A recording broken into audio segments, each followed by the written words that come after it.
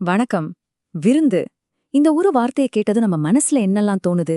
ஒரு பெரிய கொண்டாட்டம், நல்ல சாப்பாடு, சொந்தக்காரங்க, நண்பர்கள், அப்படித்தானே?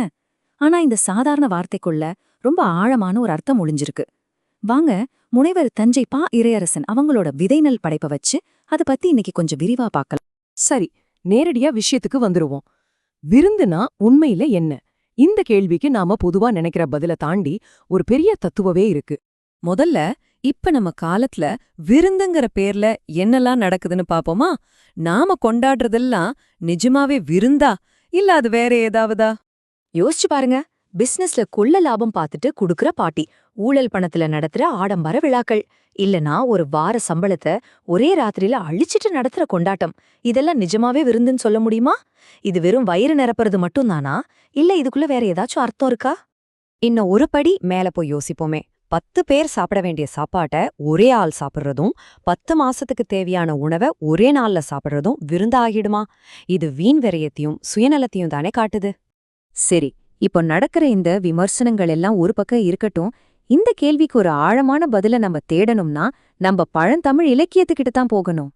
நம்ம கிட்ட இருக்கிற மிக பழமையான இலக்கண நூலான தொல்காப்பியம் 2 வார்த்தையில ஒரு பெரிய உண்மைய சொல்லுது. விருந்தே புதுமை. அடேங்கப்பா, எவ்ளோ ஆழமான வரி பாருங்க. அதாவது விருந்துங்கிறது புதுசா வரவங்களுக்கு, முன்பின் தெரியாதவங்களுக்கு கொடுக்கறது தான். அப்போ உண்மையான விருந்தோம்பல்னா என்ன? சிம்பிளா சொல்லணும்னா, ஏற்கனவே நல்லா சாப்பிட்டு இருக்கிற நம்ம சொந்தக்காரங்களுக்கோ நண்பர்களுக்கோ திரும்ப திரும்ப கொடுக்கறது இல்ல. பசியோட யாருனே தெரியாம நம்மள தேடி வராங்களே, புதுசா ஒருத்தர் வராரே, அவங்களுக்கு கொடுக்கறது தான் உண்மையான விருந்தோம்பல். இதுதான் நம்ம மரபோட அஸ்திவாரம். இந்த விஷயம் வெறும் பேச்சோடையோ புத்தகத்தோடையோ நின்னுடல. அது நம்ம முன்னோர்களோட வாழ்க்கையில, அவங்க வீட்டு அமைப்பிலேயே இருந்துச்சு. அந்த காலத்துல ஒவ்வொரு வீட்டு வாசலையும் திண்ணை எதுக்கு இருந்துச்சு தெரியுமா? இந்த மாதிரி வர்ற வழிபோக்கர்கள் தங்கி இலைப்பாரி சாப்பிட்டுட்டு போறதுக்கு தாங்க. திருக்குறள்ல இதை விட அழகா சொல்லவே முடியாது. யோசிச்சு பாருங்க.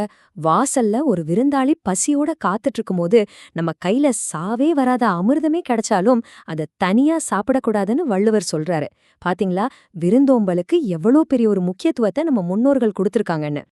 சரி, இந்த விருந்தோம்பல்ங்கிற கொள்கை தியாகத்தோட உச்சத்துக்கே போனா எப்படி இருக்கும்? அதை விளக்குற ஒரு அற்புதமான கதை இப்போ பெரிய புராணத்துல இருந்து பார்க்கலாம்.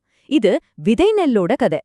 இளையான்குடியில மாறனார்னு ஒருத்தர் வாழ்ந்து வர்றாரு. சிவனடியார்களுக்கு சாப்பாடு போடுறதே தன்னோட வாழ்க்கையோட லட்சியமா நினைச்சு வாழ்றாரு. ஆனா பாருங்க, விதி அவரை ரொம்பவே சோதிக்குது. வீட்ல பயங்கர வறுமை, வெளியில பேய் மழை கொட்டுது, சரியான இருட்டு. அந்த நேரத்துல அவரோட வீட்டு கதவை ஒரு விருந்தாளி தட்டுறாரு. அந்த சூழலை கொஞ்சம் கற்பனை பண்ணி பாருங்க. ஒரு பக்கம் வீட்ல சமைக்க ஒரு அரிசி கூட இல்லாத கொடிய வறுமை, இன்னொரு பக்கம் வாசல்ல நிக்கிற சிவனடியார் பசியோட இருக்காரு. இந்த மாதிரி ஒரு இக்கட்டான நிலைமையில அவங்க என்ன செஞ்சாங்க தெரியுமா? அதுதான் கதையோட திருப்புமுனை. அவங்க செஞ்ச தியாகம் இருக்கே, அப்பா அப்பா! அடுத்த போகத்துக்கான ஒரே நம்பிக்கை அந்த விதைநெல் தான். அதையும் பொருட்படுத்தாம மழையில நனைஞ்சுக்கிட்டே போய் வயல்ல இருந்து அந்த விதைநெல்லை எடுத்துட்டு வராங்க. சமைக்கிறதுக்கு வீட்டுக்கு பின்னால இருந்த கீரைகளை பறிக்கிறாங்க. சரி, விரவுக்கு என்ன பண்றது? வேற வழியே இல்லாம தாங்க வாழ்ற வீட்ல இருக்கிற கூரை மரத்தையே உடைச்சு அடுப்பெரிக்கிறாங்க. பாருங்க, ஒரே ஒரு விருந்தாளியோட பசிய போக்க எவ்ளோ பெரிய தியாகம். சரி, இவ்ளோ பெரிய தன்னலமில்லாத ஒரு தியாகத்தை செஞ்சாங்களே, இதுக்கு என்ன பலன் கிடைச்சது?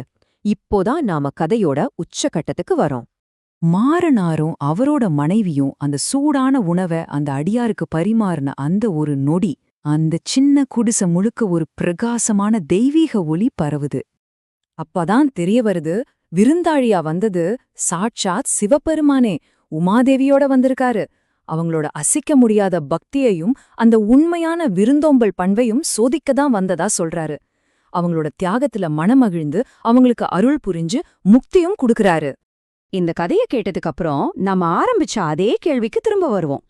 இப்போ நம்ம காலத்துல ஆடம்பரமும் பகட்டும் வீண் விரயமும் நிறைஞ்ச இந்த நேரத்துல உண்மையான விருந்துனா என்ன? ஒருவேளை உண்மையான விருந்துங்கிறது பெரிய பெரிய மண்டபங்கள்ல நடக்கிறது இல்லையோ? பசியோட இருக்கிற ஒருத்தருக்கு நாம அன்போட கொடுக்கற ஒரு கைப்பிடி சோர்ல தான் உண்மையான விருந்தே இருக்குதோ? இத பத்தி நீங்க ஒவ்வொருத்தரும் என்ன நினைக்கிறீங்கன்னு யோசிச்சு பாருங்க.